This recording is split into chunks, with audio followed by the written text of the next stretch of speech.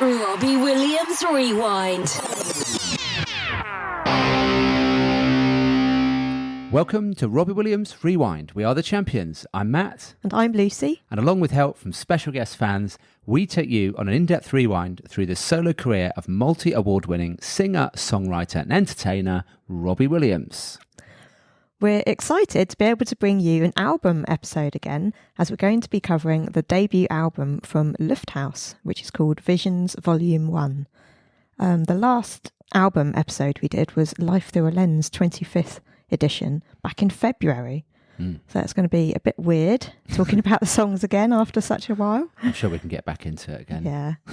But it's nice to have some new music to discuss at last, because it seems as though Robbie's album isn't coming anytime soon. And to discuss the album track by track, we're welcoming back someone who's guested on the show before, Christina from Denmark. Hi, Christina. Hello, both of you. Nice to be back. Yeah, thanks for joining us again. My pleasure. So Christina was last on the show when we reviewed the B-sides from Sing When You're Winning era. And we know that you're a big fan of Lufthaus, so you seem like the ideal person to join us today. Thank you. So before we jump into the Lufthaus Visions Volume 1, a quick news roundup. Obviously, this week we've had the Netflix pop-up, and we'll be covering more about that in our Netflix episode out soon. Yes. But just to say that it was great fun, well organised. I met Robbie briefly. Mm-hmm. And I didn't. No. I was at work. Yeah. And the first episode is very good. And probably by the time this airs, you'll have all watched it anyway. But yeah, we'll have a special Netflix episode coming soon. Yeah. And we will talk about it in detail. But yeah, Netflix really put a great production together there. A nice pop-up, nice experience for the fans. And I think we need to say as well, thank you to everyone that came up to us. Yeah. And gave us such lovely feedback about the podcast. We met quite a few of you there while we were wandering around in the queue. It's really nice to see you. So thank you for that. And also we had a lovely interview in The Times with Robbie, with amazing photos by Julian Broad. They were very nice. That was a good read. So he's been all over the press. He's been on the One Show. That was amazing, seeing him come out afterwards and do all those selfies with fans. Apparently there was about 60 fans there, someone reckoned, and he went and did photos and signed people, did everything, which, to be fair, is kind of unusual for him. Yeah, he spent a lot of time, didn't he, really? Yeah, so that was lovely to see. Yeah. So yeah, it's a very exciting week in Robbie World. Yeah, Robbie's out there. His profile is soaring, isn't it? He's been on all the news shows here, and the Netflix, well, as you say, probably be out by the time this episode comes out. But yeah, there's some good promo behind the Netflix. Right, so should we launch into Lufthaus? Yeah. The Visions Volume 1. Yeah. So the first time we all became aware that Rob was planning on branching out into EDM was during lockdown, when he started playing songs that had only just been written with his Australian friends Tim Metcalfe and Flynn Francis. As Flynn explained during our interview on our last episode, go and listen to that if you haven't already. Oh, yes. They told Rob they were moving into EDM, and Rob asked if he could join in. A lot of the songs were written during lockdown, with Tim telling Mixmag, "We did a lot of writing via Zoom calls and FaceTimes. We've been working with Rob for over 10 years now, so we have our system down pretty well. By the time we met up face to face, most of the heavy lifting had already been done." Flynn explained their writing process to Mixmag. "We will make a piece of music, sometimes come up with top-line ideas and send them over to Rob. Rob has come up with some amazing melodies and lyrics over these songs. People really like this side of Rob's writing, and his voice sounds incredible across all the tracks." Signed to dance label Armada Music, Lufthaus is inspired by the trio's love for Berlin's electronic music scene, as well as time spent clubbing. Rob told Mixmag, "90s dance music is a big influence for me. I always go back to when I first fell in love with 808 State, a guy called Gerald, Lil Louis, acts like that. But I also loved electro hip-hop from the early 80s too. It's always been part of my life in one way or another." In 1990, acid house was a big phenomenon, and I was part of that culture with my friends. We pretty much left school and partied our arses off. Regarding the album, he said, "This isn't just a collection of songs, it's our heart, our soul, and our vision for what electronic music can be. With Flynn and Tim by my side, we've embarked on a musical journey that we're eager to share with the world." Explaining how it differs from his usual releases, he said, "It's without the nod and the wink that you might have heard in a Robbie Williams track. It's more spiritual, about the melody of being a human being." Rob told WDR, "I've had enough of chasing conventional hits. When the big commercial radio stations stopped playing my songs, I first desperately tried to find out what I'm doing wrong. That is, what causes such reactions. And I've given up on that in the meantime. I just want to be the person I was, purely musically speaking, when I left Take That for the first time. I don't know if it's experimental. It's rather the case that I like many different types of music, and dance in particular has always been a big part and important part of my life. As a teenager, I regularly escaped from home to let off steam at rave events. The music was absolutely exhilarating in every way. It had a huge impression on me and will have until the end of my life. I love dance music." Rob always said on those early Instagram lives that he wanted to keep the identity of the band under wraps at first, to see what happened organically, without Robbie Williams being attached to the project. He also said he wanted to hold an art exhibition in Berlin, Tokyo and other places, followed by a DJ set. He said, "It's a passion project. If something big happens, then great. If not, I'll just have fun." Although the Berlin event hasn't happened yet, the identity of the band members did stay fairly secret for a few months. The Sun and NME ran news pieces about Rob's involvement when the first single Sway came out, and it was also mentioned in a Telegraph interview with Rob in July 2022. But Rob's involvement was not officially announced until the 12th of October 2022, just before the UK tour, when Lufthaus was announced as the 25 support act. That was at the point that their third single, Soul Seekers, had just been released. Their debut album, Visions Volume 1, was released on the 6th of October 2023, including 7 singles and 3 new songs. All tracks have been written by Rob, Tim and Flynn, except for Immortal. Tim and Flynn also produced all the songs, with help from Doshpot on most of them, a melodic house and techno producer from Melbourne, Australia. All of Lufthaus's artwork has been created by Rob with his friend Ed Godridge and has been an important backdrop to the live shows on the 25 tour. So moving on to the songs, we're going to break from tradition and cover them in the order they were released rather than their album track listing order. Have you checked with the producer on that? Yes, that's Is that me. allowed? Yeah. Oh, that's you, right, okay. Must be loud then. So Christina, just before we move on to the songs, anything you want to say about Lufthaus project overall? Yeah, I'm not into this kind of music. Right. I'm into rock music, basically. Yeah, because you're like a Queen fan, aren't you? My one exception. But apart from that, I've never listened to this kind of music. So it's been an experience. It is an experience, and I had no idea what to expect because, again, I've never been in this genre or this type of music before.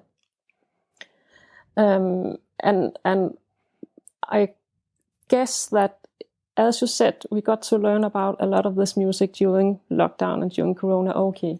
Mm-hmm. And I expect that made a huge difference in my approach to it because I heard snippets and I didn't only hear them, I saw Rob presenting them.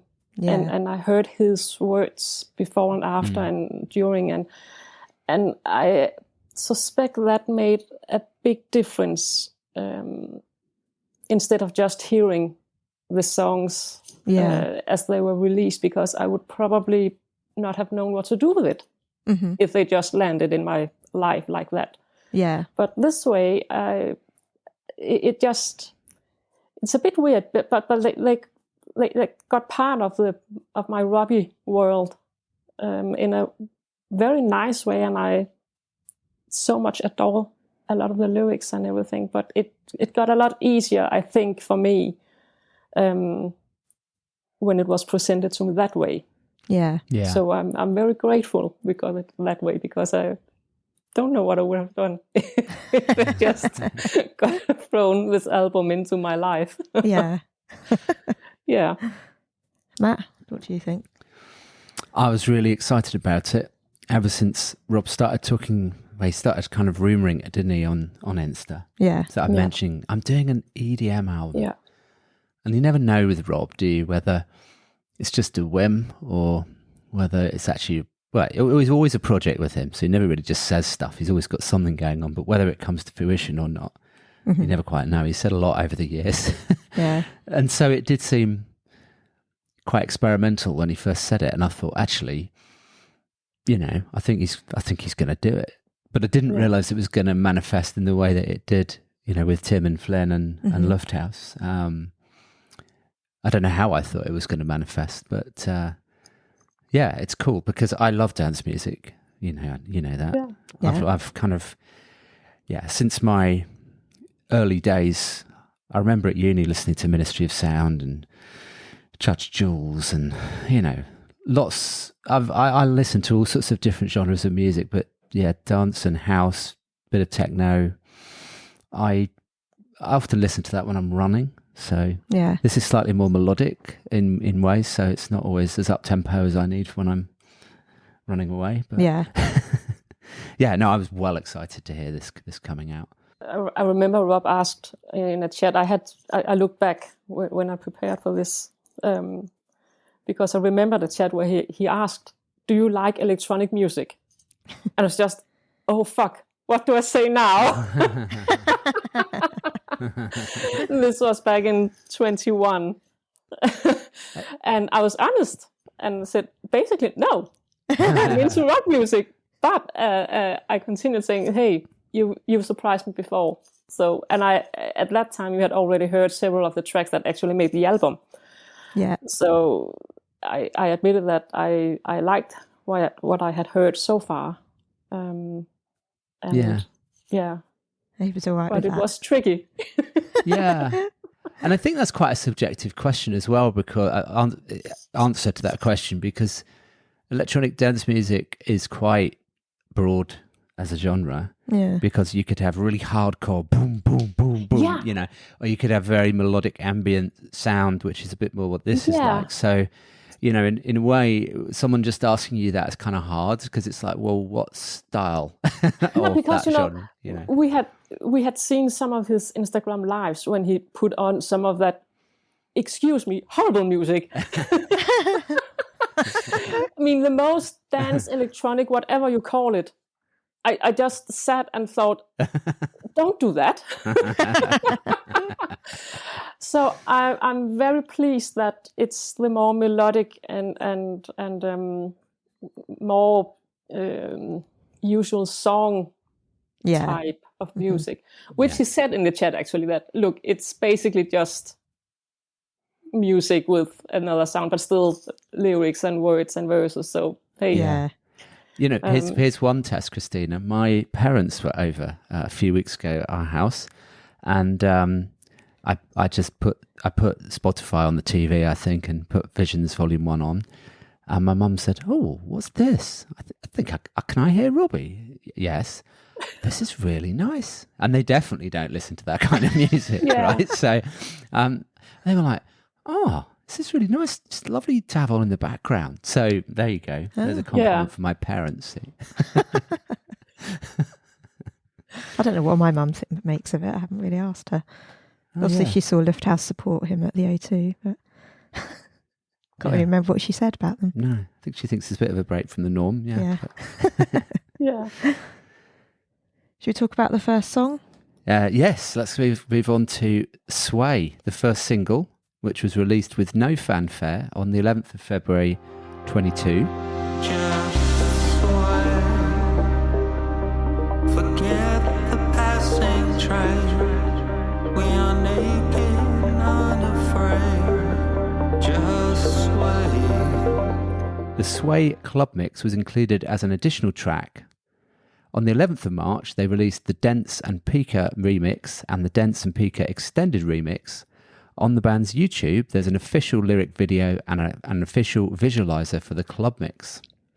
Rob's involvement was revealed in The Sun on the 24th of February in a story headlined, "Robbie Williams has made his secret return to music, releasing dance track with Lufthaus." A statement from the band in the article said, "This project has been keeping us busy in the studio throughout the pandemic, so we're delighted to now be releasing the first single.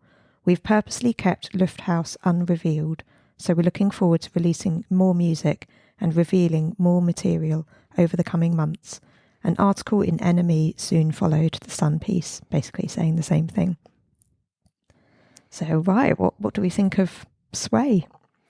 Well, one thing I think was I was very pleased that it was the first track we got. And I look back and I can trace it back to an Instagram live from June 2020. That's right. I wrote that down. Yeah. 22nd of June 2020. Yeah.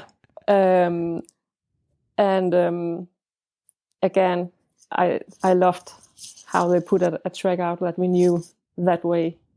Yeah. I love the sound. It's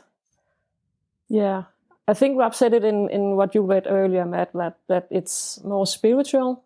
Mm-hmm. And I think Sway is definitely a good example of that. And I love that. And I love how the lyrics and the sound really fit each other. Yeah, they do. Yeah. I mean, like you, when he played it on Instagram, I immediately liked it. But I think that's because, as you say, he was presenting it to us. Yeah. So when we heard it, it was finally sort of someone discovered it and we all found it on YouTube and streaming services. We all knew that this was his project that he'd been talking about because we'd all heard it already on Instagram. So there was no, obviously we recognised his voice, but there was no doubt in our minds that this was him. Yeah, exactly. Absolutely. And I think one of his own comments about it, this track, was that it takes you to a different reality. And I really like that. I think that's the best expression of how it makes me feel. Because it really does. Yeah. Yeah. And it really works in a large venue as well, doesn't it? There's something about that, like it's like a haunting sort of start to it, just draws you in. And then Robbie's kind of, I don't know how to describe it, feels effortless, but it's not effortless. Like, that's lingering sort of lyrics, it just works really well. So it creates quite a mood, I think, certainly when we've seen them live. Yeah. It's a lovely, moody sort of track. Yeah. Yeah, I think it was a really good first single. Yeah. And again, it took me straight back to Corona Oki and everything about that. And it gave me hope that the whole Lufthaus thing would be something I could actually enjoy. Yeah. but I still had this, okay, I wonder if this is just a one-off of that kind of song and what comes next. Yeah. It was quite funny reading the YouTube comments under it because when it first launched on YouTube, it didn't, there was no reference to Robbie. And there's comments under the video like, does nobody notice that this is Robbie Williams singing? Or, this is definitely Robbie. He could never hide that lush voice. I like that. When it also launched, I did actually put it out on our social medias for the Robbie Rewind saying, hey, look, this is Robbie's new I remember that project. Yeah. But then another friend said, I don't think he wants it out there so publicly yet. Maybe take the post down. I don't know. And I deliberated. I was like, oh, I don't know. So in the end, we removed the posts. Oh, you did? Oh. We did, yeah. Yeah, well, I actually didn't think about it that way, but that's a valid point. Yeah, because he kind of wanted it unrevealed. I thought, because we're Robbie Williams Rewind podcast, it's very obvious that it's his link. But still, I would think that the reason why they didn't want his name connected to it from the start was to kind of reach another audience. Yeah. Yeah. And with your audience mainly being Robbie people anyway, It probably wouldn't have mattered. don't think it would ruin that mission. Yeah. But I think I don't go clubbing much anymore, but I think in the clubs they didn't want the Robbie brand attached exactly. to it. I think so. Even And I if some of totally get that. even if some of the DJs that were actually playing it knew, his name wasn't attached, his brand wasn't attached to it. It was new, it was fresh, it was something different. So I think, in a way, it was like, here's the new track from Lufthaus, Sway, boom, and on it goes, and then people are like, oh, I quite like that, and then obviously, possibly some of the people dancing in those clubs, being younger than us, might not have even known that it was Robbie singing, probably not. because it was so out of context. Yes, exactly.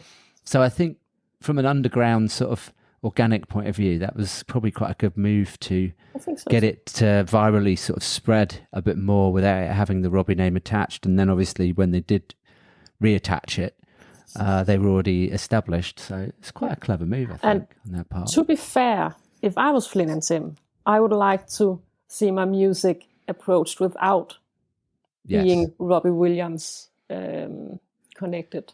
Yeah. To get a fair, a clean response from the world and possible people make new immediate audience. assumptions, don't they? Immediate assumptions the minute they hear Robbie's And opinions. brand and opinions. Yeah. All right, so let's move on to the Light. One body, one mind, and to the grief we are resigned. I hold the light. The second single, To the Light, came out on 22nd of April 22, alongside an extended mix. On the 6th of May, they released the Fidelas remix and the Fidelas extended remix, followed by the Matador remix and the Matador extended remix on the 10th of June. And there's also an official lyric video. The Armada promo said, after turning heads across the dance music realm with debut release Sway, Lufthaus follow suit with an irresistibly suspenseful second offering. Sticking to the shadows at first, with a foreboding atmosphere and sombre lyrics, before searching out a flicker of hope as the record unfolds, To the Light shows listeners there's a way out of the darkness, even when it doesn't seem like the tunnel will end. Sorry, I laugh because I put the Armada sort of promo quotes in because they're just written so well. Like, whoever comes up with those things, it's just a genius. They worth what they get paid, right? Yeah. Do you want to kick us off with this one then, Lucy? Yeah, so I think To the Light is very similar sonically to Sway, isn't it? Yes. And sometimes when I'm listening to it, I can almost hear Rob about to say, just Sway. Like, I like that you find someone who loves you at your darkest, not your brightest and smartest bit. You know, when the song ramps Funnily, up that's and then the exact line I've written down as well. Yeah. And it kind of ramps up a bit, doesn't it? I guess that's sort of considered the bridge, that part of the song, I'd say. Probably. Yeah. And then like the trauma bit reminds me of Train Spotting's Lager, Lager, Lager. Lager, Lager. Yeah. And the official lyric video, I noticed, misses out half of the lyrics. So that's useless. Yeah. That's weird. I actually found it Christina? on an Instagram live from February 21, including some lyrics that didn't make the final version. That's interesting. And I actually saw you were there, Lucy, so... Oh, okay. I've obviously forgotten that. Yeah, well, but yeah, we can get back to that later. But yeah, I really like that as well. It, as you said, it continues from where Sway stopped. Yeah, that's right. I also really like the little line, "To the light I go." That's that's so nice. I think it's the final line, actually. Yeah, I really think like it is. that. Yeah. I like where it leaves me. Mm-hmm. Matt? Yeah, I love it starts off nice and slow, doesn't it? Yeah. And then very moody again. Rob's lingering lyrics come back in before it really gets going. And yeah, I wrote down the line trauma, trauma, trauma as well. Yeah. There's something about that. It's a bit of an earworm that It just is. sticks. Yeah, but I mean, it's perfectly. It's a perfect track. I really, really like it. Yeah. Yeah, me too. And the One Body, One Mind, again, it has spirituality written all over it. And it actually reminds me of some of the longer chats we had back in the days about those subjects. And it was so cool. And something I really miss. I totally get why we don't have a chat room. It's not complaining. But I really appreciate what we did have. And some of those conversations when we were lucky enough to have quiet times for long enough to actually do proper conversations about stuff. Yeah. This totally connects to those chats, which is another thing that makes me relate to the music for a lot more than just the music and the lyrics. It's Yeah. It's taking you back to that period in time. Yeah. And it's just an awesome track. It is.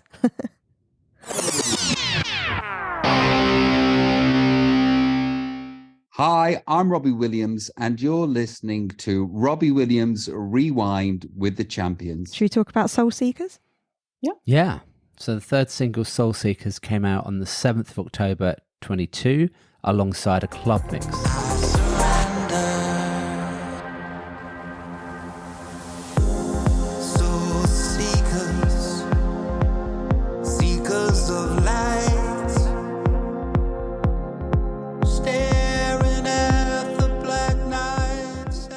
The Booker Shade remix, an extended remix, came out on the 25th of October, followed by the Joachim Pastor remix and the extended remix on the 11th of November 22.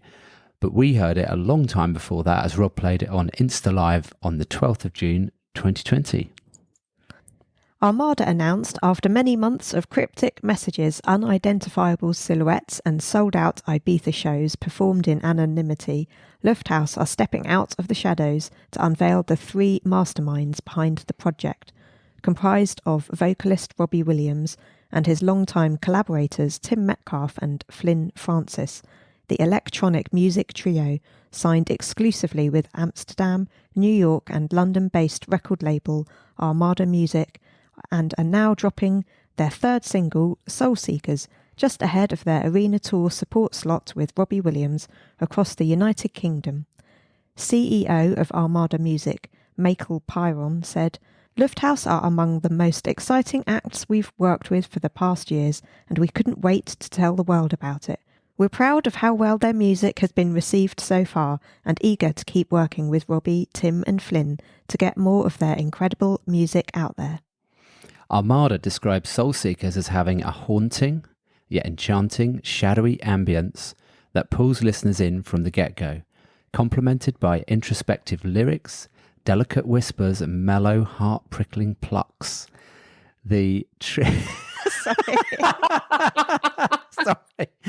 That is, I got that right. That's incredible. I'm keeping that in. Heart-prickling plucks. That is. Who writes this? I know. I would like to know who writes I'm wondering it. whether Tim or Flynn write it. Heart-prickling plucks. The trio's third release on Armada Music heralds the next part of the Lufthaus journey and is, according to Robbie Williams, for those who know, there's more worth knowing. Soul Seekers was the first of their songs to receive a full video including Robbie. It was directed by Robert Constantine in Melbourne, Australia, probably while Rob was filming there for Better Man. And there's also a visualizer for the club mix. So, Soul Seekers. Christina, over to you. What do you think? I love it for so many reasons. And I didn't even manage to write those reasons down because it was just the title, Soul Seekers. Seekers of light. I mean, it's just, what's not to like? Exactly. And again, it's it continues in the same atmosphere as Sway and That's right. and To the Light, and I mean, if this is electronic music, I'm in, especially with Rob's voice, because that's a lot of it.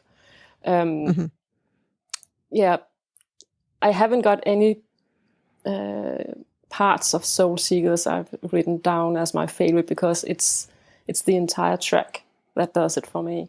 And the title is, and again, we can trace it back to the summer of 2020, which means it's a song we've heard several times. Snippets and he was so proud, wasn't he? Remember when he was on Insta, his face was just full of joy. He was just like like, he was so excited to be sharing it, and he was singing along with it. And it's like, wow, this is different. And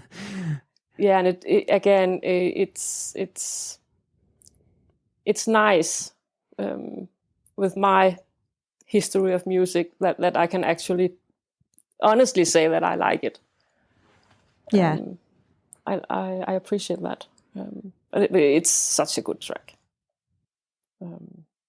And I remember I thought about it when it got out as the third single, that as long as we get songs with a lot of lyrics, I'm probably good.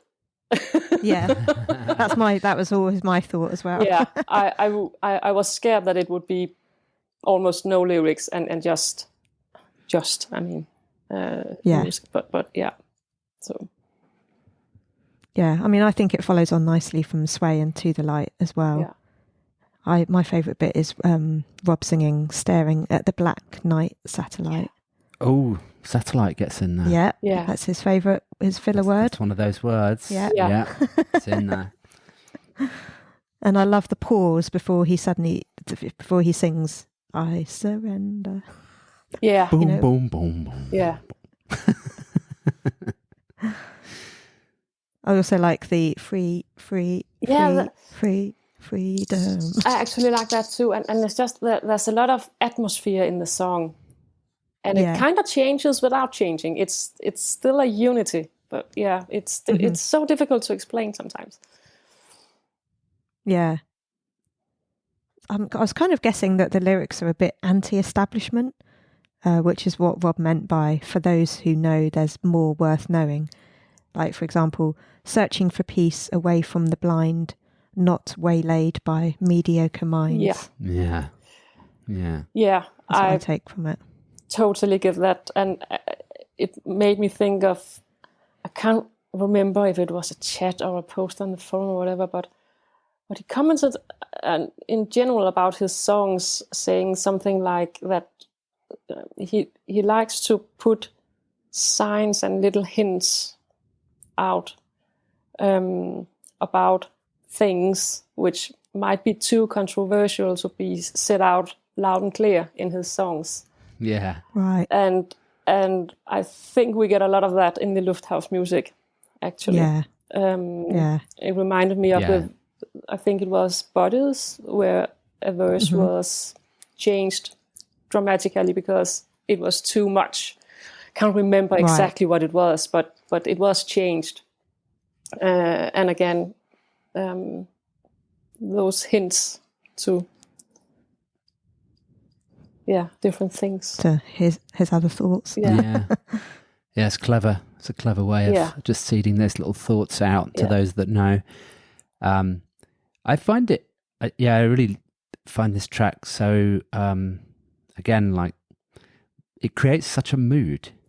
That's the thing. I think that's the thing with this whole album. This when we first started hearing it, I'm not sure, it takes a while to really sort of get into it, doesn't it? But now I've heard it so many times. This one is just so sort of moody and almost dystopian's the word that I've put. Right. It's sort of the way they've written the music, and I'm not a musician, so I won't describe it properly. I'm sure musicians listening to this will be able to. It's kind of like in an off key. It's sort of It's not, but there's sort of that feeling to it. But then there's sort of a feeling of hope in it as well. So Yeah, and hopefully I'm describing that correctly. Do you know what I mean? Yeah. Like the, Yeah, I the totally lyrics get are it. sort of interesting and intriguing, Yeah. but the music's kind of like dun dun dun dun. You're like, And then for some reason, when I listen to this, I imagine, maybe it's just because it's like the seeker part of it, but I imagine like huge spotlights panning around the sky on this one. I don't know why, but it's definitely one of my faves from the album. Yeah. We'll see Yeah. what my favourite is later on. Okay. Yeah. And just on the video, it's the one where they're in a club or sort of a house party with the Melbourne skyline behind them. I think Yeah. so. Yeah, but it's sort of it's made to look like they're in a sort of a club or a party, but only ever shows about 5 people watching them from a balcony. It just looks a bit funny because clearly there's meant to be a lot of people there, but it's obvious that there wasn't. But I did like the fact that Rob was in a video with Lufthaus, Yes. or as part of Lufthaus. Me Yeah. too. Yeah, and I liked his messy hair in this video. Yeah. Yeah, and the gigs they did in Ibiza and other places were mentioned, and that's I mean, why couldn't we be there? Why didn't we get the opportunity? I think someone mentioned it when asked about whatever they would like, and it was just, let me be part of that. Let me get Rob with Lufthaus on stage. Yeah, And I totally echo that. Lucy's not sure she could handle those day clubs though. When we God. we were watching it back in preparation for this interview, and there was sort of people pushing each other over in the swimming pool and splashing each other, and not sure rocks. that's your style. no. I wouldn't stand a chance at a I club would like go, that, but I'm not but I would do it. No. I would do it, but I'm not sure. Yeah, you would do it. I as would well do if it, he yeah. was there. Yeah. Again, it's so far from anything I've ever done. Yeah. So no, it would be completely out of my world. But Yeah. I would so much love to see them on stage together. I would love to hear Rob singing those songs live. And I don't know if it's the wrong timing, but it reminds me of the set they did in Stoke, because they played so many of their own songs in Stoke, and songs that haven't been released yet. And I would love to see Rob sing them live. I mean, and I know he did some of those songs at the gigs when we were together, all 3 of them. That makes me a bit sad that I didn't get the opportunity to have that experience. Yeah. But let's see what the future brings anyway. So, Yeah, Yes. exactly. Hopefully one day. You're a seeker of life, Christina. It'll happen. trying. Okay, let's move on to talk about Unlovable. Yeah. Love is a dagger in the killing fields. How does it feel when you make me bleed? Unlovable was the 4th single released on the 27th of January 23 alongside a club mix. Armada said, fusing energetic arpeggios with Robbie's contemplative vocals and gloomy lyrics that reflect on the bitter taste of an unsalvageable romance, Unlovable is the unmistakable, club-tailored soundtrack to a wounded heart. Oh, another great quote. On the 24th of February, the Geist remix and extended remix came out, with Armada Press saying, touching down on Armada music for the first time, Berlin-based trio Geist elevate Lufthaus's 4th and most recent single, Unlovable, flaunting carefully crafted melodies that interact with Robbie's iconic vocals. This rendition will surely prove a dance floor highlight. A full video for Unlovable featuring Robbie was filmed at Dublin's 3 Arena while they were on tour in October. They did film footage during Lufthaus's set, but it's hard to tell if any of that was used as there's no crowd shots. Rob filmed his parts in the empty arena. So take a look at that video if you want to see what we're talking about. Yeah. And Rob's got a nice little sort of jacket on with at their bare chest, so, that's worth watching. Unlovable. So that's not, that doesn't sound anything like Rob. Yeah, I like this one. I love it when the bass line kicks in and there's some like voices in the background and you get that unlovable. It's another very haunting and sort of ambient track that just lingers in my mind. Yeah. I can hear that. I can just hear that lyric. It's another earworm that just hangs in there. Yeah. Yeah. Well, in this song, I mean, the lyrics are so strong. And it's a good example of a song that I probably enjoy much more than the music would suggest. But it really is amazing. Yeah. Yeah, and seeing Rob in the video, it's nice. Yeah. Yeah. But I think it's one of those songs where the lyrics are the strongest part of it for me. Mm-hmm. But it really is. I had a look at the videos, and they did a lyric video of a remix where the middle part isn't covered. Isn't it? Why? Right. Yeah, it's mad, isn't it? What's the point? Yeah. It's meant to be a lyric video. Well, that's another thing with this kind of music. The whole remix thing. Yeah.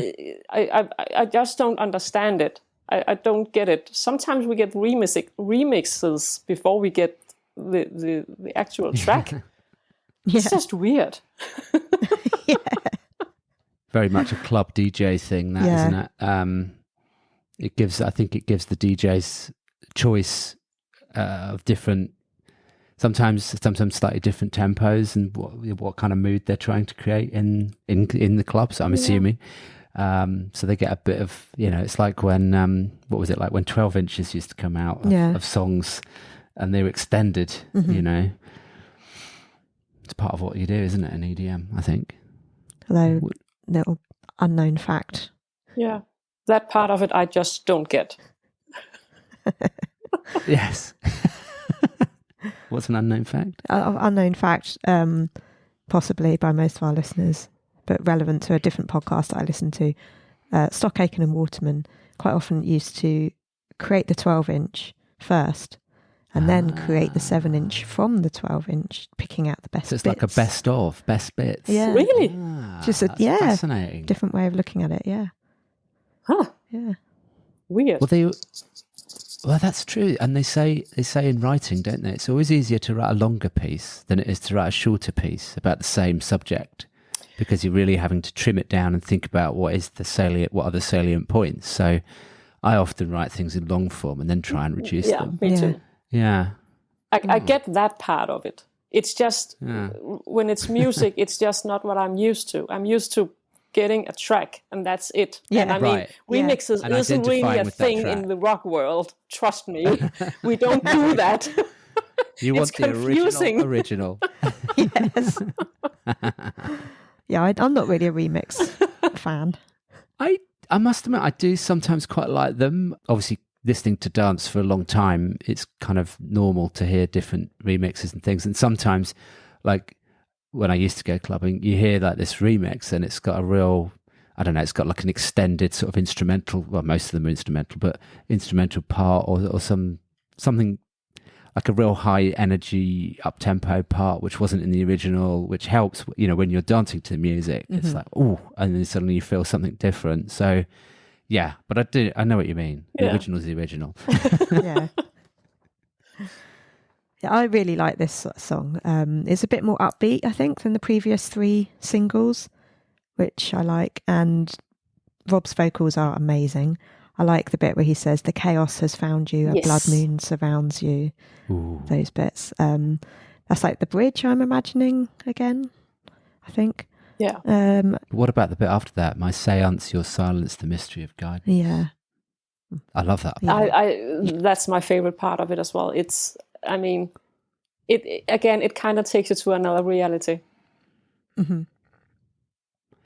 It also shows his vocal range on these tracks. Yeah. Because one minute he's down right in the lowest range, and then he's up here. Because that my seance, your silence, that's high, isn't it? Really high. Yeah, sounds Yeah. cool. I always really enjoyed this song when Lufthaus did it on tour as well. Yeah. On the 25 tour. Unlovable. It does get stuck in your head. It would make a great rock track if you took those lyrics. Yeah, it would, wouldn't it? That would work. And Rob's voice still. Mm-hmm. Yeah. And in the video, it's really cool. I like how it's got the video screens behind them. Yeah. It just looks, the flickering images kind of suit the song on this video. It actually What else does. is cool about the video? What else is cool? The birdies are out. Yeah, Yeah. I thought that might be a Always factor. like that. I thought you both might like that. Yeah, because we were actually there in the audience, weren't we, in Dublin when they did their warm up, Yeah. support set, and they said, "Well, we're filming this tonight for our video," but then they don't show any crowd shots. No, and I actually went back and looked for it because it was nice seeing footage from the gigs. But again, I didn't see any audience either, No. so I wondered, okay. Did they even use any of that? I don't know. It's weird. They don't want a load of old fans pretending to dance along. I'm joking. We were loving it. In fact, in Dublin in particular, obviously we didn't go to all the live shows, but there was something about Dublin. They really hit the spot in Dublin, and people the whole place was just erupting, wasn't it, when they were on? It was a really cool atmosphere. Yeah. I think that had nothing to do with the fact that people were drinking before the show, but No. it really did. It really did go down well. Yeah. From the audiences I was part of, Copenhagen was probably the best one. It was quite amazing. Right. Yeah. For one thing, the arena was full, really full when Lufthaus went on, and they were just into it. And it was so that's amazing great. seeing. I really love that. And of course, it's nice when it's your own town giving a good and warm welcome because, yeah. Let's move on to Ringo, the 5th single. Yeah.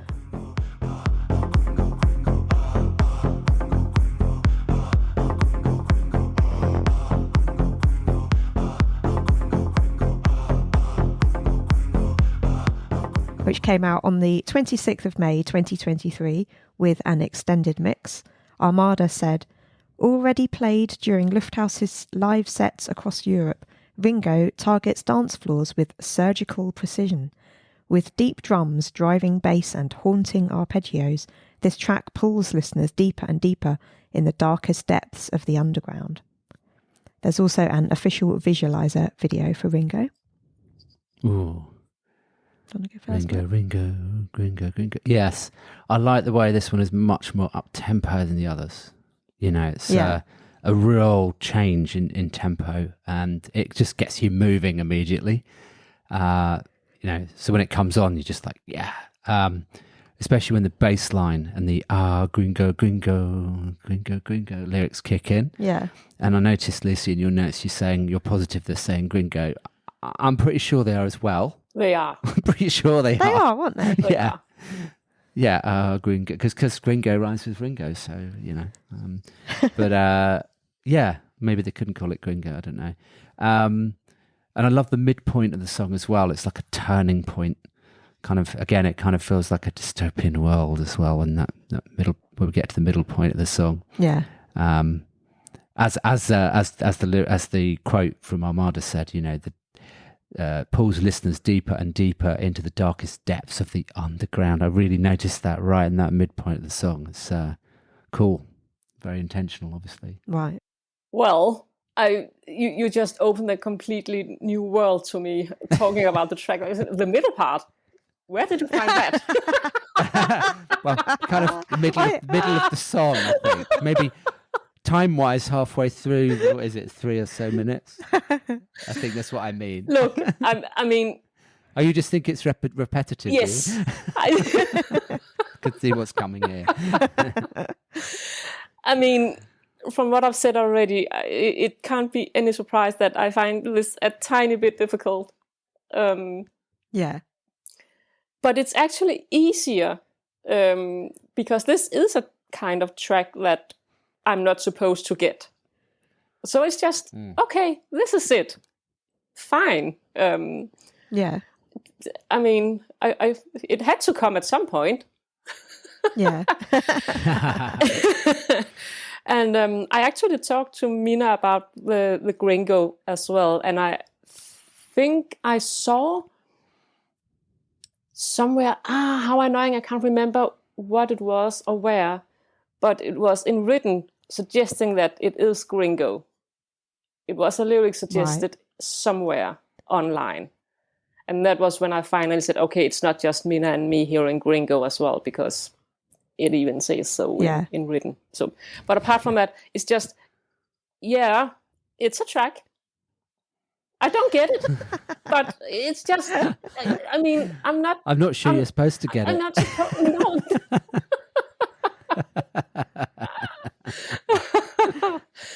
But that's fine. I mean, yeah. What do you think then, Lucy? Well, it's quite a change to the previous releases, and I don't normally like songs with no lyrics either. But I do quite like the vibe on this one. It's kind of powerful, especially live. And Gringo, I looked up, it means a foreigner in Spain or Latin America, especially when of English or American origin, basically a non-Hispanic person. So I don't know if there's a reason why they couldn't call it Gringo, but I'm sure they are saying Gringo. I think it can be, from what I understand, it can be said in a slightly derogatory way. Yeah. So whilst it is kind of like slang that they use, I'm not sure it's always said I don't think it's always said in a very nice way. Right. So maybe that's why. I don't know. I'm pretty sure I've mainly heard it being a bad word. Okay. Yeah. And it's a very short song as well, at 2 minutes 36 seconds, which is probably kind of a TikTok influence where songs are getting shorter and shorter. It's kind of probably, I don't use TikTok really, but probably a good song for TikTok users to have, I don't know, to play against other things that they're doing. Hey, you know what? I've also realised, I know we're doing this in order of release and not order of the album, but just looking at where it is, so it's right. I was thinking, this is a track that would work right in the middle, and it kind of is. Yeah. Because it's track 6 out of 10. Yeah. So, you know, it is kind of planted in the middle there somewhere. Yeah. Yeah. So maybe it's like, and it's the shortest track actually out of all of them. So maybe it is like what is it called? An interstitial, whatever they call it. I don't know. You know, Yeah. a joining track. I made that up. I don't know. Let's move on to Alcohol. Yeah. Where is it? That was a bit early for Alcohol. She don't stand at all. She don't really mess with alcohol.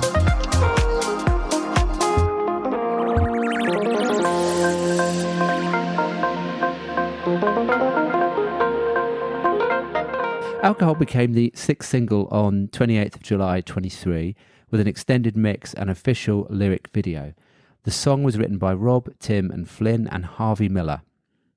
Armada declared in their promo, Lufthaus drops a sultry poolside anthem, playful, sexy and intoxicating.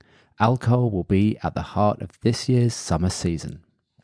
Rob first shared it on Insta Live on the 4th of February 2021, where the lyric contained the words, fuck with alcohol, rather than always using the word mess. In our interview with Tim and Flynn, Flynn admitted it was probably his influence that it was changed to only mess, as he's the conservative member of Lufthaus and their family men now.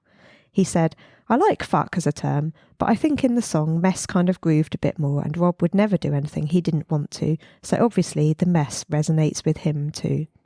What I found amusing about that was he didn't know that there was even any explicit on the album. He was like, is there any explicit? Yes. There is.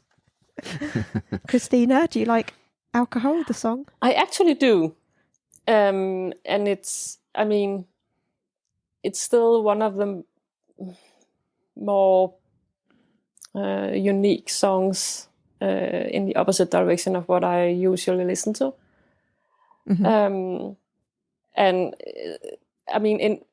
I've written that it in all its simplicity, which isn't where I peak. Rob's voice is just magical, and for some weird reason, I actually enjoy the entire track. Because I do, and I can't. I don't know why, because it's not a track that I would expect I would enjoy. So I remember when I heard it back in the Instagram live, I thought, well, if that's gonna be an entire track, I wonder how that would make me feel. Yeah. And by the way, that video or that Instagram live is one of the videos I have, and I've watched that so many times. So maybe again, I've just added so much positive feelings to the song. So when it came out, it just stayed positive because I really like it. Yeah, I noted that again, that being introduced to the track with Rob being visible probably made a difference. Yeah. Oh, this one. Oh my goodness. This one's up there. It might be one of my favourite tunes. Again, we'll find out at the end. I'm giving them away now, aren't I? I love the funkiness of this track. Oh my God, the keys on it are just amazing. Yeah. Something that just, it really it just makes me feel good when I hear this song. Yeah. I don't know. There's something about it. I just love that. Yeah. And then she don't stay in at all. Is it she'd only mess with alcohol, or she don't really mess with alcohol? Well, I think the lyric video says she don't really mess with alcohol. Yeah. That's what it says on the lyrics that I've got on the screen here as well. But to me, it doesn't sound like different, doesn't it? Yeah. It does, and I've tried a million times to fit the lyrics from the lyric video into what I hear, and it never ever fits. No matter how I tweak the words in my head, I can't get it. I'm glad, because I haven't even spoken to Lucy about this, but I'm glad that you both said that, because when I listened to it, I was trying to work. Obviously, these aren't really like, these lyrics aren't always like story style lyrics, are they? You know? No, and you're not. I was trying to think. Well, if she don't stay in at all, she'd only mess. If she stayed in, she'd only mess with alcohol. That's the way I was understanding the lyric. Like she'd literally stay and drink a bottle of vodka or something. So it's kind of ironic, but she's going out all the time. So I was trying to work out, and then probably drinking alcohol. So I was trying to work out which way around it was. I can't. I can't either. But it doesn't really sound like she don't really. There isn't time for that. No, exactly. There's not time for those words. No, she'd only mess with that. Yeah, okay. Well, I'm sure it's she'd only mess with alcohol. I was just going to say, it's the irony. I think it's ironic. Yeah, if anyone recorded me singing along to this one at the gigs, they would see me sing exactly what you just said, Lucy. Yeah. Yeah. Okay. Glad we cleared that up. Yeah. What do you reckon, Lucy? Yeah, I really like this song. It's really catchy and funky, especially as the song builds. It makes you want to move. I can't sit still to it. My fave bit is what I presume is the pre-chorus. Bring down the higher love above me, no pushing and shove me, baby. Nothing there can touch me, just come in and love me. And Rob talking about pushing and shoving always takes me back to the Take That Shore video intro, where he says, they've been pushing me, they've been shoving me at the supermarket. Sorry. Take That fans will instantly know what I mean. I remember you showed me that video. But I love how the song stops completely and then starts again. Yeah. Love that. That's a bold move, stopping the song, like just pausing and then having like a second of silence, isn't that? Yeah. Yeah. Yeah. Cool. Yeah, I really like this one.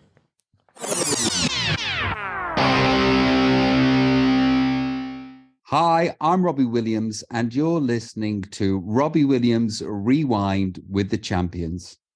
Should we talk about Sunlight now? Yeah.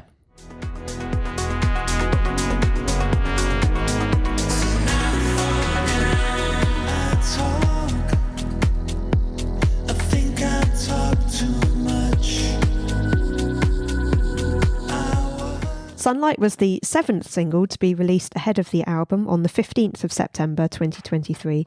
It was actually released as a 7-track so-called album on streaming services alongside the previous 6 singles.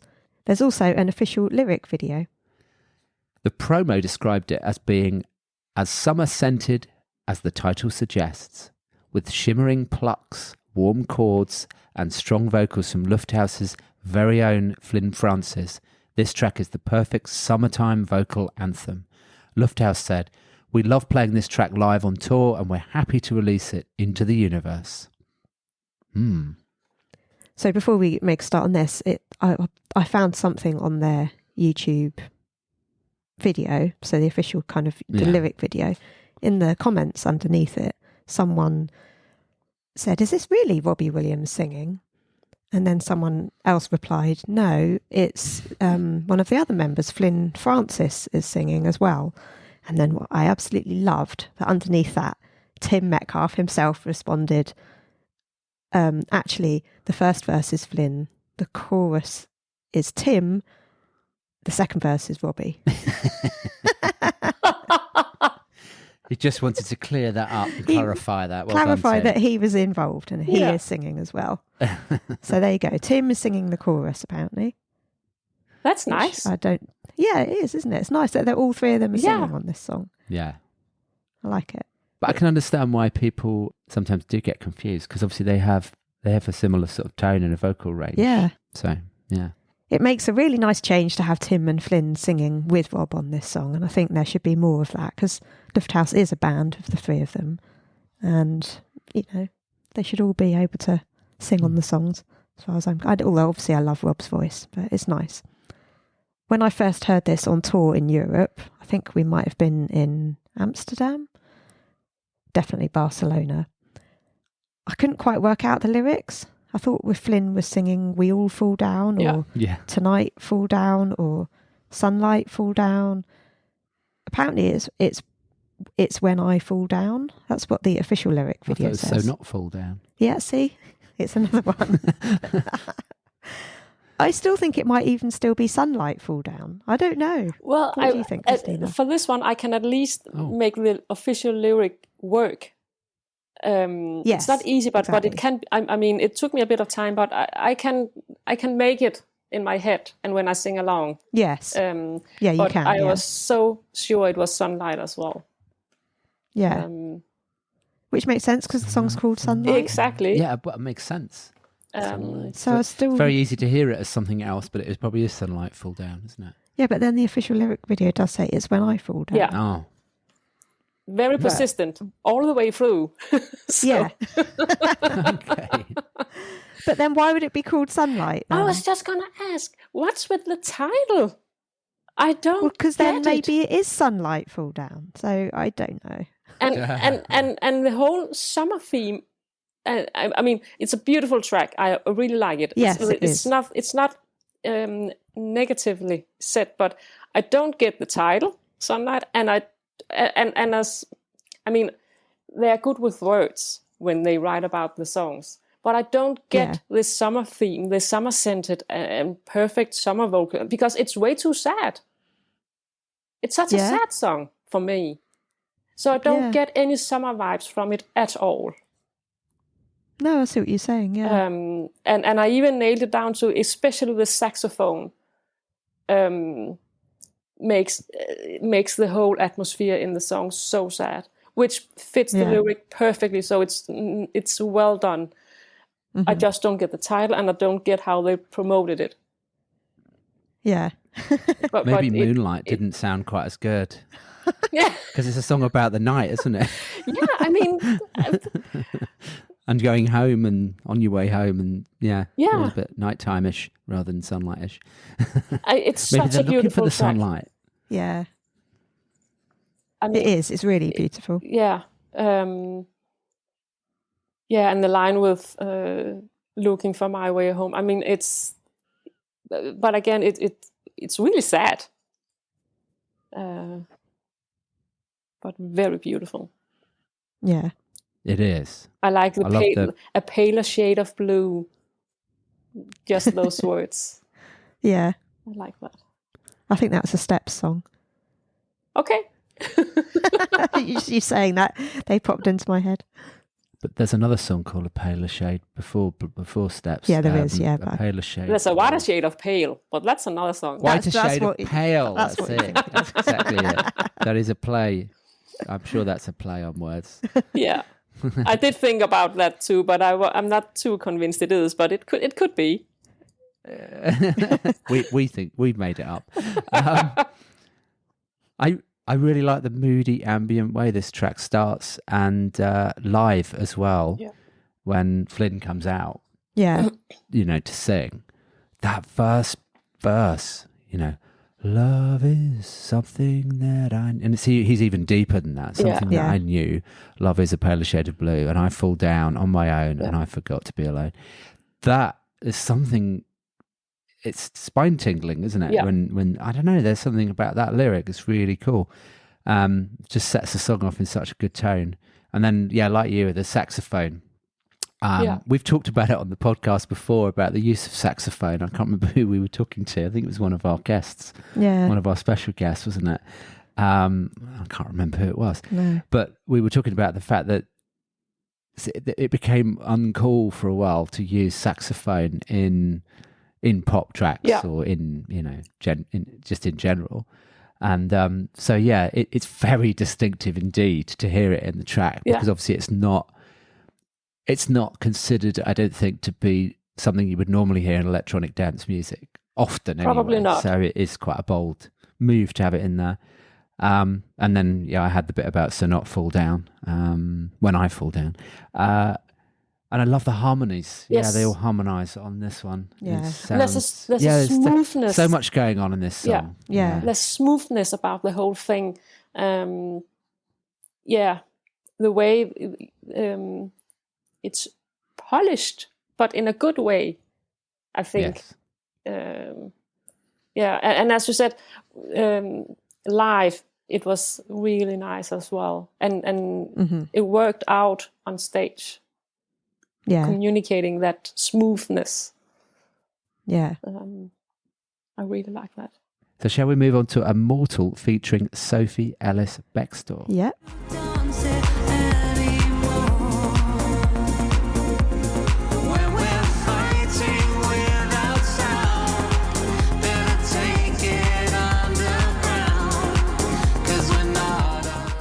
The first of 3 new songs that came out on the album, Immortal was written by Rob, Tim and Flynn and guest vocalist Sophie Ellis Bextor. It was produced by Flynn, Tim and Ryan Ingram. An official lyric video and extended mix are also available. Flynn explained to us, Rob emailed the track to Sophie and she came back with this amazing hook. We had to do a few versions of that song. Tim continued, the version that she wrote to is not anywhere near the version that it is today.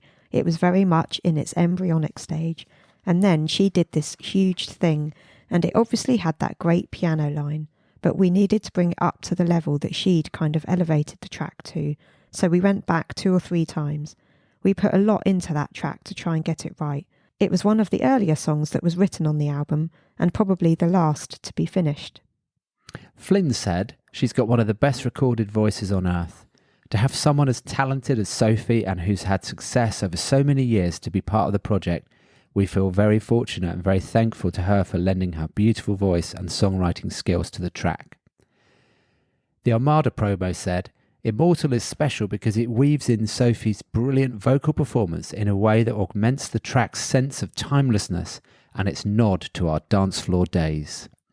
Sophie Ellis Bextor added, I'm so excited to be a part of this project. When Robbie sent me some of the album a while back, I loved what I heard, so when the chance came to collaborate, I was really honoured to be involved. Our song celebrates the importance of club culture and how important it is for people to get together and dance. So Lucy, what do you think about this song? I bloody love this song, and I've been playing it on repeat. Bloody love it. Yeah, bloody love it. I love Sophie's vocal, especially when she sings next to Rob's voice. And I can't believe she reaches those high notes on Anymore. I'm not going to sing it because I can't. I love the incredible piano parts, and I feel like her voice kind of really lifts the song and the sort of the album, because it's creating a bit something different on this song.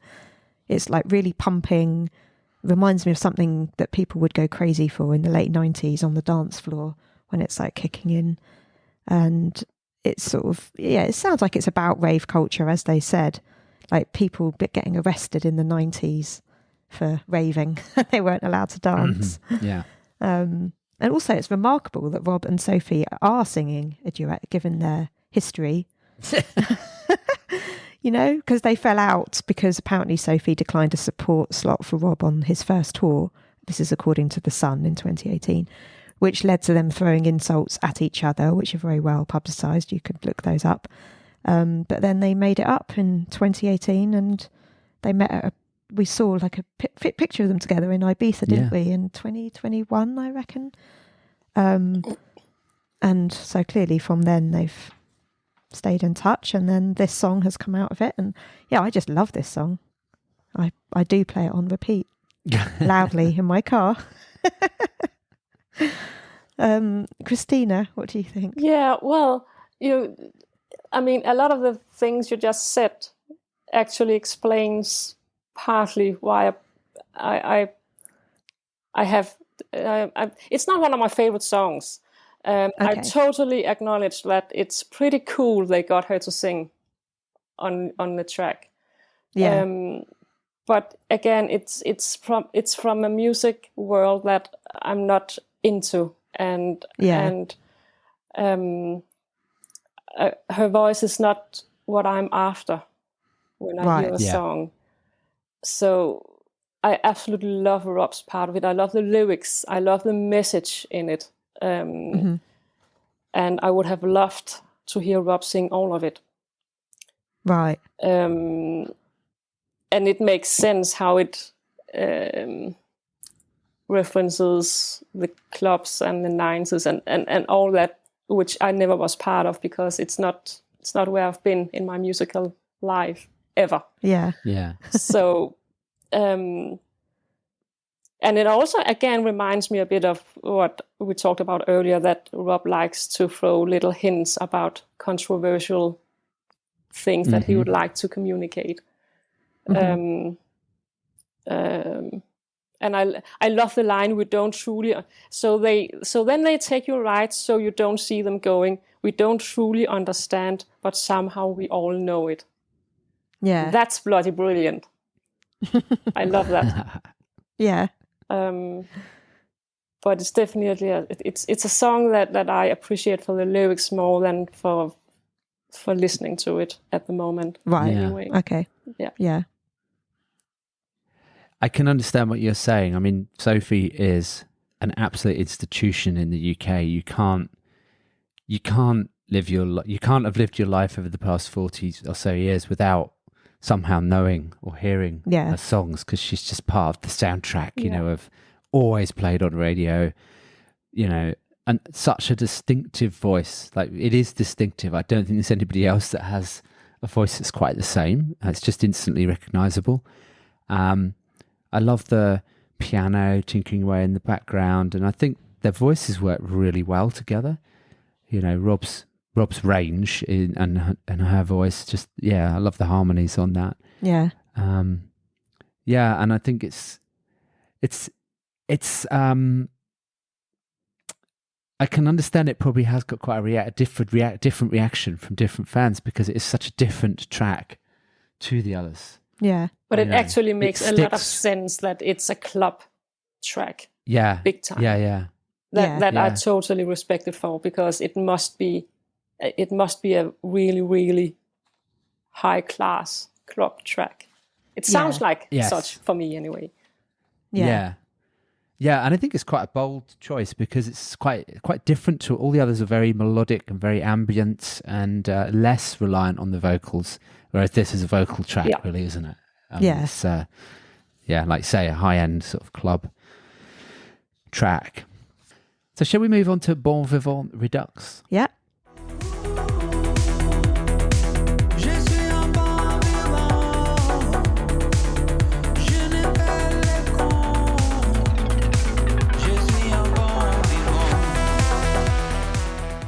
Bon Vivant Redux features lyrics in French from Rob and has an official lyric video.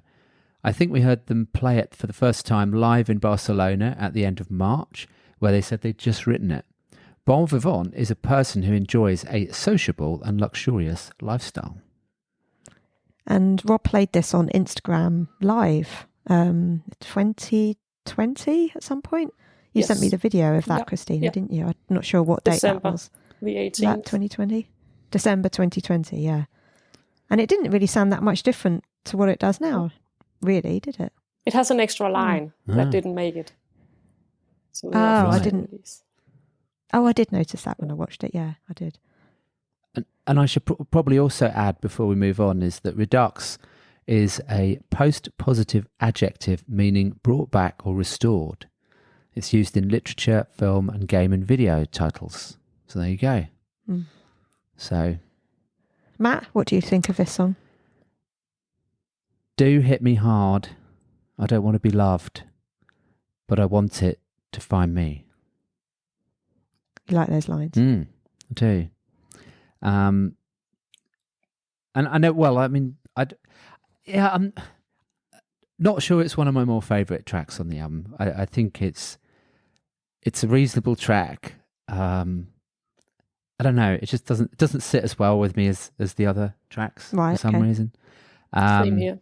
And I know Rob and Ida love being in France, so I reckon this had something to do with sort of kind of bringing in the French element, Yeah. maybe. Yeah, it's not one of my faves. Right. Well, I mean, when the album came out, I know all the French fans, like Hélène, who was on our 25 episode, were very excited by it, hearing Rob's French singing. Yeah, it's not because of the French. No, I know it's that. Not, just to clear that up for my French friends. It's not because of that. I think part of the lyric confuses me. Okay, the which caviar one? and the shipwreck. I don't know what to do with it. Oh, caviar from the Caspian Sea. Yeah. Crash my shipwreck over sirens calling me. Yeah, I don't Random. get it. Random. Random, but it's just. I mean, I understand the words, and I would like to understand why, but I don't. Well, if you're a bon vivant who's sociable and leads a luxurious lifestyle, Yeah. then you will want caviar from a specific place. So far, so And good. that's the Caspian Sea. Yeah. Right. Okay. So that's okay. Yeah.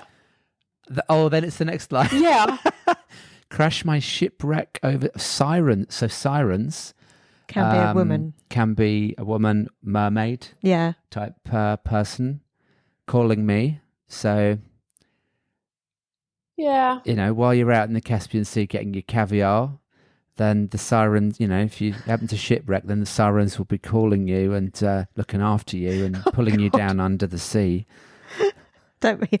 Yeah, don't know. That's plausible. We've gone longer with it than I expected us to. So well done, Matt. Stretch out the content. I- You were in I- the middle of talking about the French piece, though, Lucy. Can we Yeah. come back to that? Okay. Yeah, I especially like the line, j'adore faire l'amour avec toi, which means I like to make love to you. And I think his French accent sounds really good. And he also says, je ne pas le con, which means I don't like the idiots. But apparently that's wrong on the lyric video. They've written something completely different. They obviously didn't know at all what he was saying. And I know also like FanFest, for example, when they heard the album, said that this was their favourite song on the album and it was the most Robbie type song on the album as far as they thought. So it's funny that, you're saying that you don't like it as much and yet other people think it's the most Robbie-esque song. So I find that kind of fascinating. It's not the most Robbie song for me, but hey, I hear it. Yeah. I also like the line, I would hang you in my gallery, charge the earth for people just to come and see, but I got you for free. Yeah, I like that too. And actually talking about words being used in different songs, charge the earth took me right back to Appliance of Science. Oh. Oh, yeah. Yeah.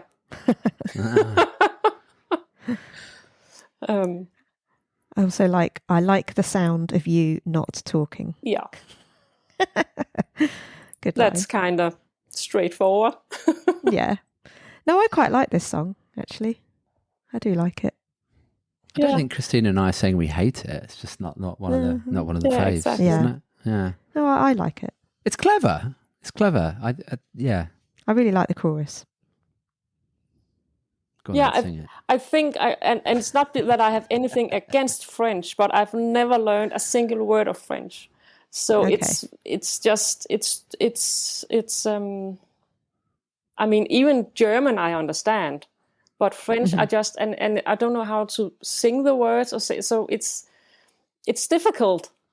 Right, okay. taking Whereas I it did in. French A level, so I like Yeah, it. I Yeah, have no yeah. clue, and I totally relied on Rob's comments from the Instagram live that I found, where he said that I don't like the idiots. I said thank you for helping me out.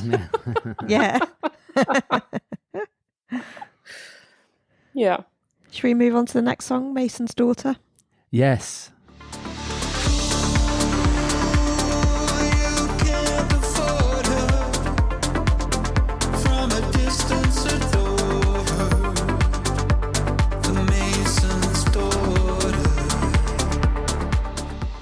The final new song to feature on the album, Mason's Daughter, also has an unofficial lyric video. I couldn't find anything else to say about it, sorry. I couldn't get Well- any more information on this song. Let's talk about it. Yes. Can I begin? Yeah. So there's some interesting lyrics in this song, obviously, and some provocative lyrics in this song. Probably one of the most provocative is fucking around like a junkie. The other one that I really like is, oh, there's no scrutiny when you get immunity from secret society. Ooh.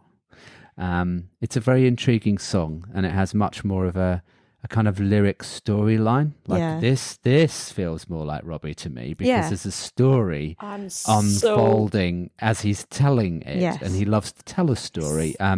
So for me, there's much more of a clear storyline coming out of this than the other tracks. So, I wonder whether this was one that was in the vault for a while, and this was how it came out through Lufthaus. I don't know. We'll have to ask Rob about where it emanated from. Yeah. But it kind of feels a bit risky, this song. You're kind of listening to it and you're thinking, ooh, he's talking about secret society, but it's an interesting. Well, he's talking about the Masons, isn't he? Yeah. Well, yeah. That doesn't fit talking though. Doesn't fit the Masons. No, it doesn't. No. They are a society with secrets, not a secret society, as I, will reliably tell everybody. Yeah. Oh, and the first line was, I need to put it in context, that junkie line. It's, here come the walking dead. You're a zombie. Caught you fucking around like a junkie. Wow. So, what do you guys think? I absolutely Christina? love that song.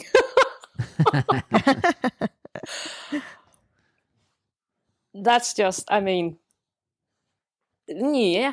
And you touched upon the lyrics already with the secret society, and I said that it doesn't fit the Masons. And I would so much like to know what's the connection that I don't get. What is it? Because the Masons and what's pictured about the secret societies and the line about the benefit of corruption doesn't fit the Masons. And I'm so curious because I love that song so much. And Rob's voice is just absolutely amazing all the way through. And it's a bit funny because in many parts of the song, his voice is much smoother than would actually fit the subject and the theme, but it's still just perfect. And it's just it's a bit of a mystery to me what it makes me feel and how it is to listen to the song. But that's music for you. Sometimes you just can't explain it. Yeah. Yeah. And I looked for the meaning behind the subject connected to the Masons, And I googled Mason's Daughter, and I googled it a lot. And I even found a book called Mason's Daughter, and I bloody read it. What? Wow. Wow, the depth of research Mason's that you go to. Just What's to it see about? if, because I mean, I was just, I think somewhere they say that Lufthaus say that the songs are all stories. Yeah. So I thought maybe if I just look hard enough, I will find what this is really about. So I read the stupid book. It doesn't help. But I did it because no one's gonna come and say you should just have read the book. So It's probably totally unrelated. yeah, completely unrelated. I think you're picking up on something that's interesting now. I think you're right, and I do know a little bit about this. So I think Masons is something that is kind of world recognized, and it's been talked about a lot over history, hasn't it? About, people referring to it as a secret society, which it's not really. As I said, it's a society that has some secrets, but they're not secret because everybody knows who they are. But then it gets linked to weird conspiracy theories about a second world order and, people and corruption and power and stuff. So I think, although it's not that, I think it's possibly the most recognizable form that can be used. I'm not saying it's right, but I'm just saying it's the most recognizable form and word and organization that can be used for people to understand. Yeah.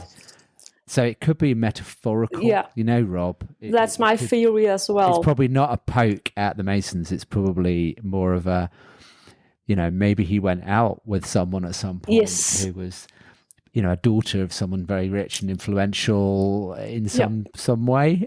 I actually thought about a question. If there had been a forum or anywhere, I would have asked something like, if you were free to exchange Masons for another word, what would it be? Because I'm that sure that there is another thing. Right. I mean, I guess, what was it in what Dan Brown was talking about? Illuminati, it doesn't sound quite the same. Illuminati's daughter doesn't sound quite the same. That's not the Masons. But but actually, and I'm no expert, and if I get it wrong, I apologize. I only scratched the surface, but there seems to be a theory that part of the Masons actually was infiltrated by the Illuminatis.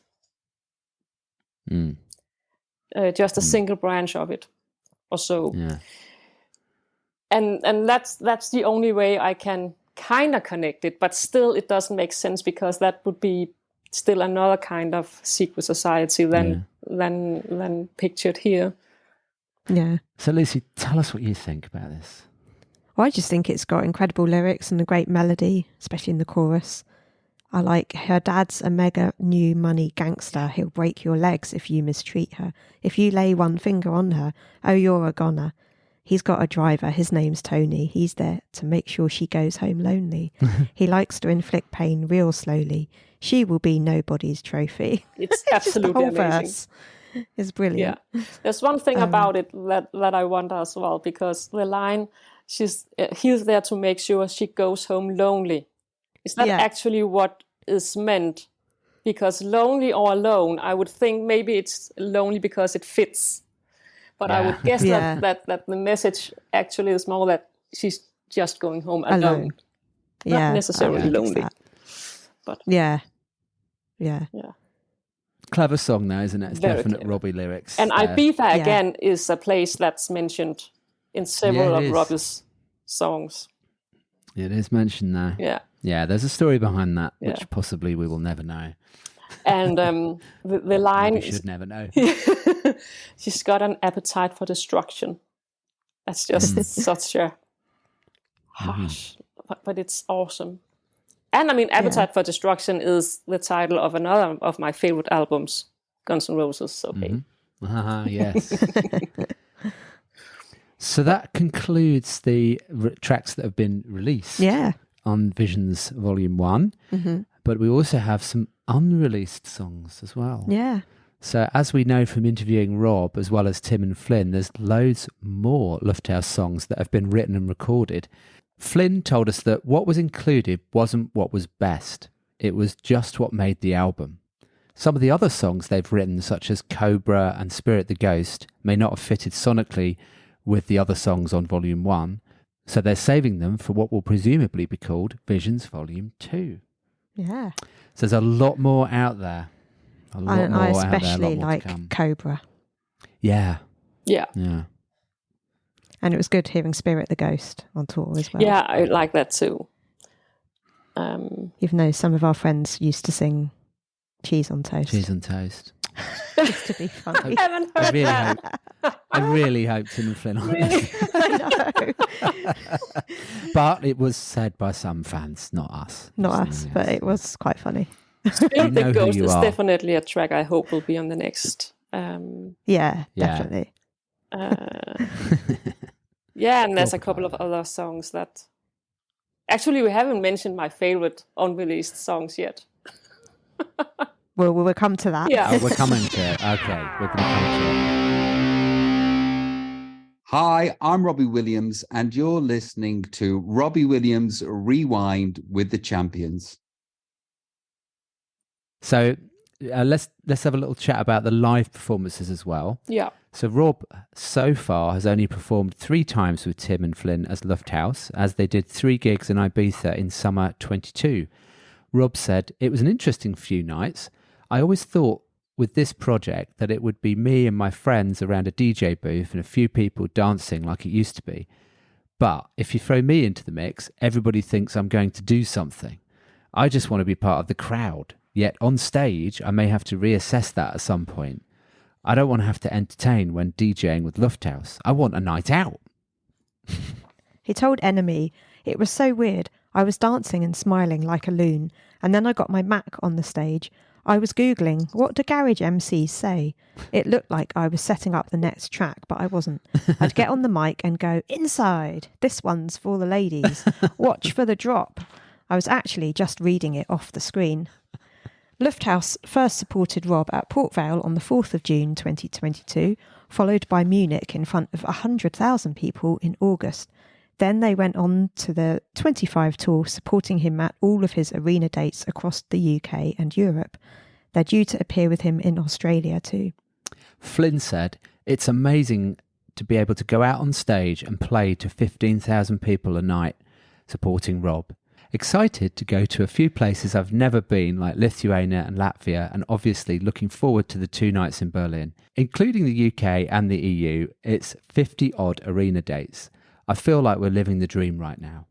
Tim and Flynn also played 8 intimate after-show gigs at a few nightclubs around Europe after supporting Rob, and Christina was lucky enough to be able to go to one of those.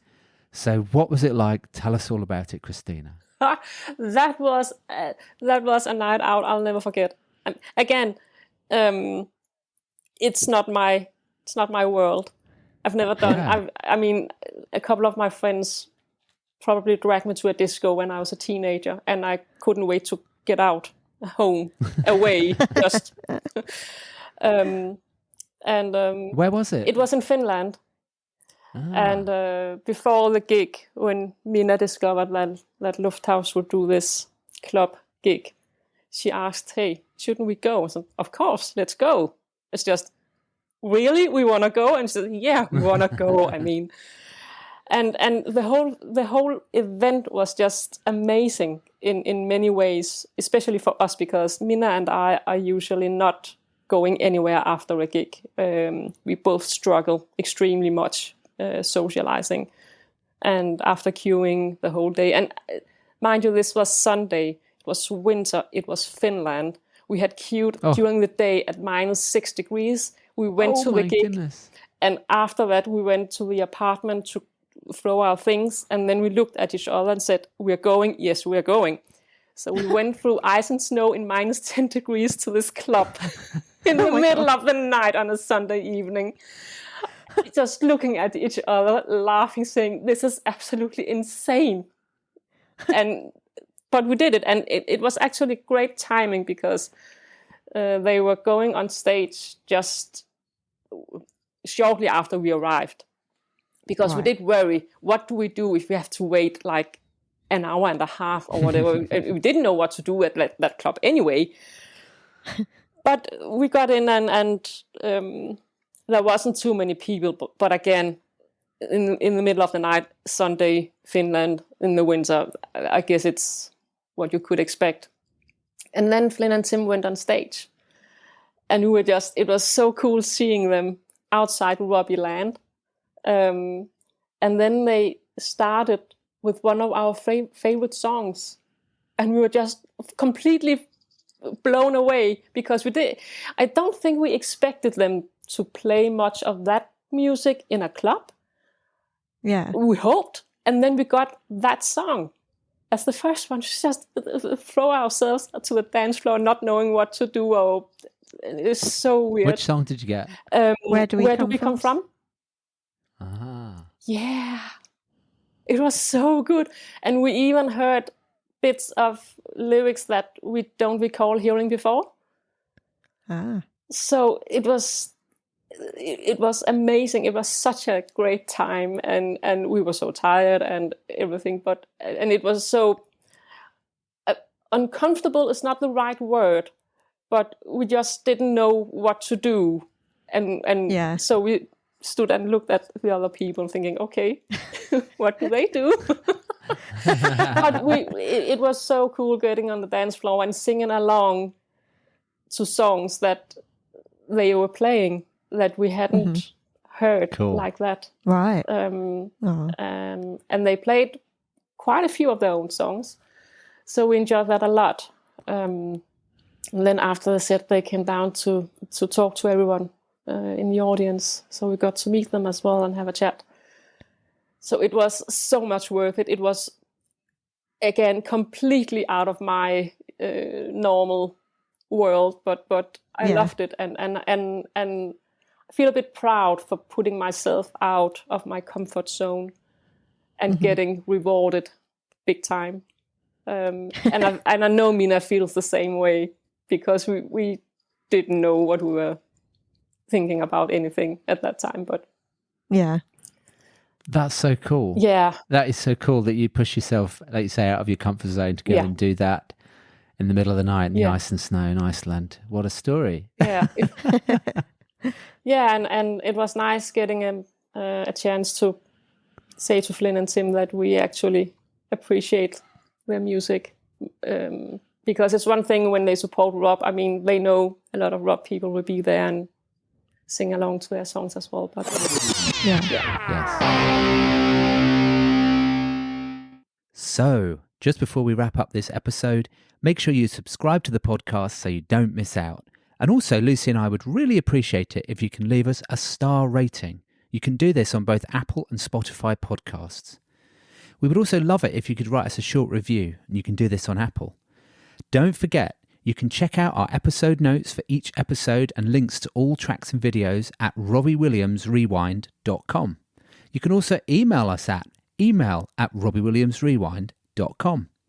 Please also follow and chat on our social channels. It's at RewindRobbie on Twitter, Instagram and TikTok.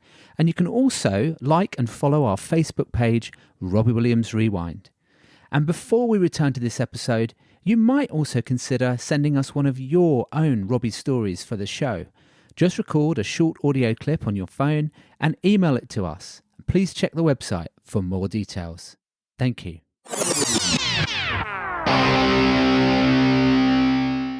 Hi, I'm Robbie Williams, and you're listening to Robbie Williams Rewind with the Champions.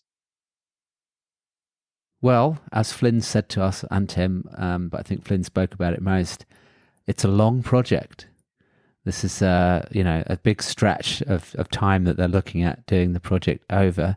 Yeah. So I think we've got a lot more to come by the sounds of it. I think that's what he was implying. So different events, different ways of manifesting what they're doing through possibly venues that Robbie may be at. They were hinting at as well. So I think we've got some different.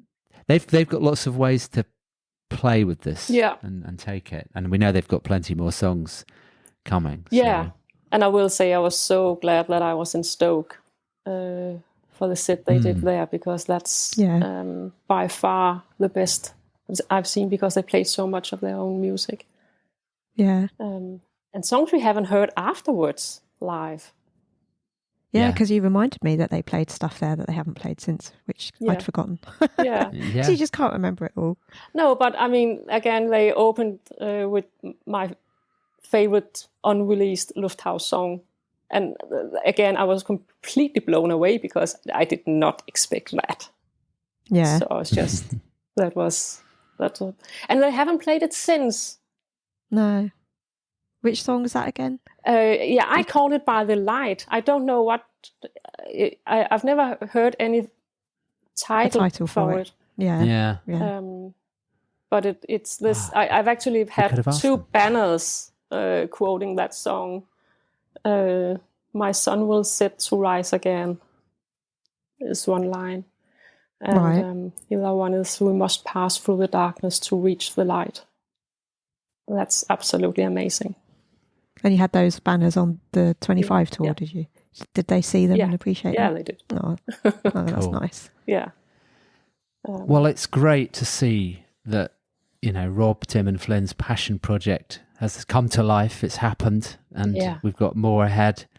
It's cool to see that it's actually happening, and I know, it's nice to see it on the tour as well. I know not everybody necessarily thought it was the right support act to begin with, but I think it grew on quite a lot of people who said that in the beginning, and I think it really works. So I think we're going to see more of them. For me, it was right. It was a great decision. I really enjoyed it. I think we're going to see them in different places and different formats, hopefully, as well. Yeah. So. Now it's time for us to choose our favourite Lufthaus song from Visions Volume 1 so that we can add it to our playlist. Oh, why is this so much harder than normal? Oh, it's not for me. Is this hard, Christina? Yes. Well, I have two songs competing, I actually wonder how it would be if they had been released at the same time, because now it was so long between them that I never had the head-to-head fight against them. Yeah, right. So tell us, what's yours then? Which one are you going to go for? Well, I have to decide between Sway and Mason's Daughter. Okay. What about you guys? Well, Lucy, you go, because I think I've got two, but I don't think it's those two. So I think we'll, Okay. Well, my choice is very easy. Mine is Immortal. I just absolutely love it. Nice. Very easy. I just keep playing it over and over again. Love it. So mine.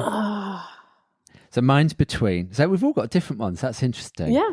My two, Soul Seekers and Alcohol. Yeah. So it's up to me and Christina now to choose between.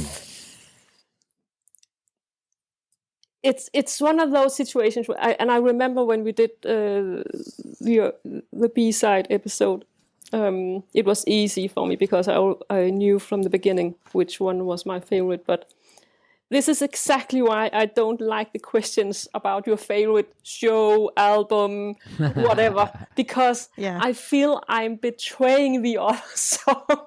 It's like... So here's another way of asking it. Here's another way of, slightly the same, but another way of asking it. Which one would you like someone who hasn't heard the two tracks before to hear on our playlist? So like a newbie coming in who has to be introduced, what one should they be introduced to if you had to pick between the two? That's how I'm going to make the decision, I think. I think part of the problem is that the two songs are very different. Yeah. And I kind of like both themes on the album, and I don't like not having both types of music represented. Right. I mean, I had Sway on repeat when it got out, and I have had Mason's Daughter on repeat when it got out. Literally. Okay, we're going to push you for a decision now. Okay, Mason's Daughter. Well done. Now I'm going to push myself for a decision. Soul Seekers or alcohol? Alcohol, because of the funkiness of that track. I love the funkiness of that track, but I do really like Soul Seekers as well. That's going to be alcohol. I'm so tempted to switch to Sway. Oh, God. Decisions are final. I'm glad mine was easy. So there we go. So we had Immortal from Lucy. Yeah. We had Mason's Daughter from Christina. And we had Alcohol from me. Yeah. But look, Not allowed to Sway change it is now, such a Christina. good song as well. Yes, it is. Christina, thank you so much for joining us. You were Absolutely the welcome. obvious choice for the number one Lufthaus fan that we know. It was a Join us pleasure for this doing this episode. Definitely. Thank you. It was a Thanks pleasure for having you joining on again. us. Yeah, we always love speaking to you. Thank you. We'll I always and enjoy we'll- your company as well. We'll hopefully see you out on the road at some point. Yeah, I'm I sure it'll hope so. happen. Yeah. Thanks for listening, everyone. Our next episode will be a Netflix special with guest fan Chris. We've also recorded an interview with another member of Rob's band, so you'll have that to look forward to soon as well. Oh yes, and that's a good one. Yeah. it's definitely a good one to look forward to. Yeah. Keep listening. Okay. Thanks very a lot. much. Thanks, Christina. Thanks. Thank you so much. Bye. Bye. Robbie Williams Rewind.